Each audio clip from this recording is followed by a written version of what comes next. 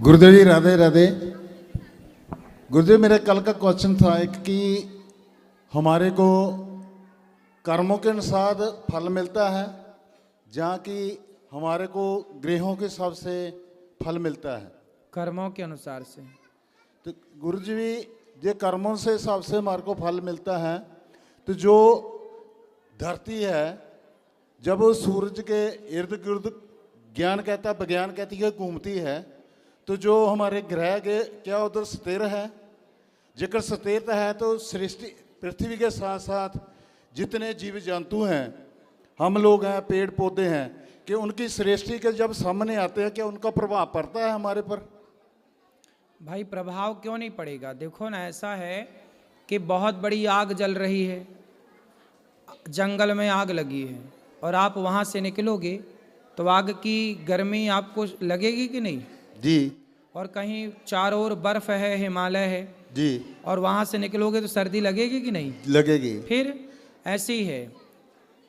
तो जो तो हमने सब ग्रह अपना अपना प्रभाव दिखाते हैं, अपना अपना कार्य अपने अपने टाइम पर करते हैं। जी गुरुदेव, गुरु मैं कह रहा हूँ कि जेकर हमारे को जो कर्म है, एक तो प्रभाव हमको उनको ग्रहों की दृष्टि से पड़ गया, लेकिन जो हमने कर्म किया है लेकिन उसकी हमारे को दुख और सुख मिलता है। तो फिर जब हमने अच्छा कर्म किया है तो मैं जिस किसी ऐसे ग्रह के दृष्टि के नीचे चले जाता हूँ कि जिनका प्रभाव नेगेटिव है, क्या मेरे को उस टाइम क्या फल मिलेगा? नेगेटिव मिलेगा, पॉजिटिव मिलेगा? ग्रह अपना प्रभाव दिखाएगा। ग्रह के ऊपर एक ग्रह और होता है अनुग्रह। जी। नवग्रह के ऊपर होता है 10वां ग्रह अनुग्रह। जब भगवान कृपा करते हैं, जा पर कृपा राम की होई, ता पर कृपा करें सब कोई।